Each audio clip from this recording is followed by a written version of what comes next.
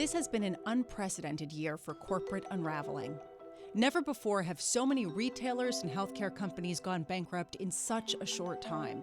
Every sector has gotten hit, from the beaten-down shale patch to airlines to sports leagues. Companies have put the blame for bankruptcy on the pandemic, which is partly true, but many were already fragile after taking on record amounts of debt during a decade of low interest rates. Hertz is a perfect example. The iconic rental car company filed for bankruptcy in May, with revenues all but drying up as travel ground to a halt.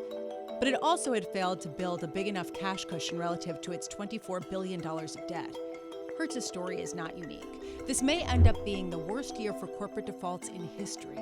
The six biggest U.S. banks set aside $35 billion in second quarter alone to cover potential loan losses. The numbers would be far worse if policymakers hadn't fired a bazooka, injecting trillions of dollars of fiscal and monetary support into the global economy.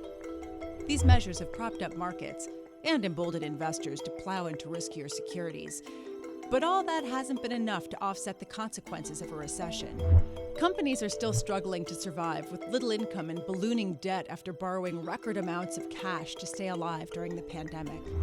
Investment-grade companies in the U.S. sold a staggering $1.3 trillion of bonds in just the first half of the year, exceeding all of last year's issuance by more than $65 billion.